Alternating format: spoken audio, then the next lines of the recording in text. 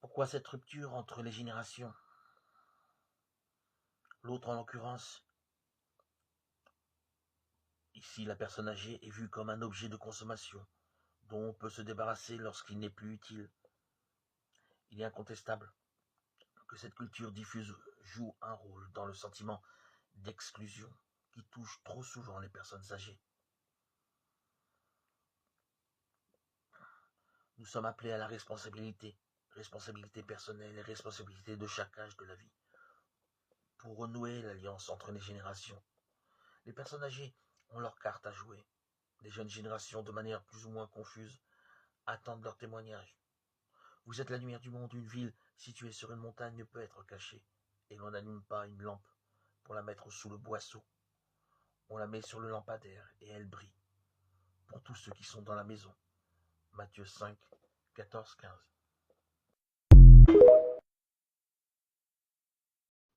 Jésus dit: qu'as-tu à m'interroger sur ce qui est bon? Un seul est le bon. Si tu veux entrer dans la vie, observe les commandements. Matthieu 19, 17.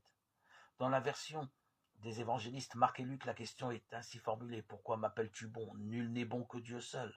Marc 10, 18, Luc 18, 19. Avant de répondre à la question, Jésus veut que le jeune homme clarifie pour lui-même le motif de sa démarche. Le bon maître montre à son interlocuteur et à nous tous que la réponse à l'interrogation « que dois-je faire de bon pour obtenir la vie éternelle ?» ne peut être trouvée qu'en orientant son esprit et son cœur vers celui qui seul est le bon. Nul n'est bon que Dieu seul. Marc 10, 18, Luc 18, 19.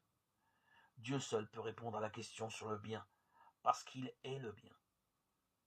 En effet, s'interroger sur le bien signifie en dernier ressort se tourner vers Dieu. Plénitude de la bonté.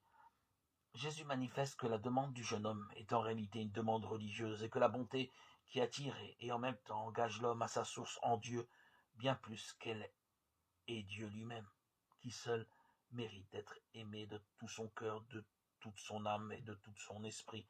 Matthieu 22, 37. Dieu qui est la source du bonheur de l'homme. Jésus rapproche la question de l'action moralement bonne de ses racines religieuses et de la reconnaissance de Dieu. Unique bonté, plénitude de la vie, fin ultime de l'agir humain, béatitude parfaite.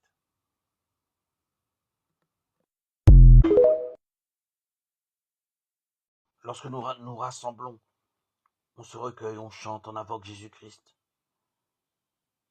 Dans nos assemblées, il peut y avoir une foule variée venue de partout à l'appel intérieur du Christ, qui se retrouve autour de son Maître et Seigneur, invisible mais présent. Matthieu 13, 2. Nous écoutons la parole de Dieu, nous la méditons dans le silence et les chants. Nous pouvons la commenter, la comprendre dans nos cœurs et laisser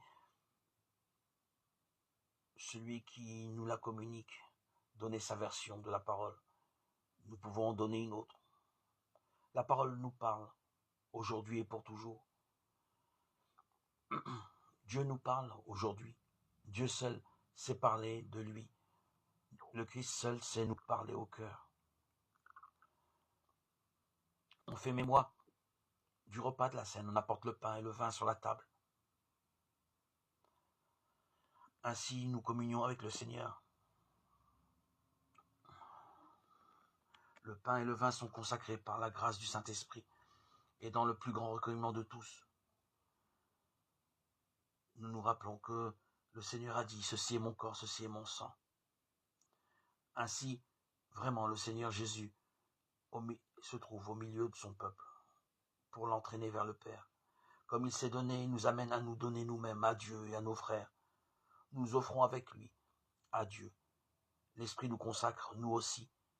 Il nous remplit de foi, d'espérance et d'amour pendant ce moment de mémoire.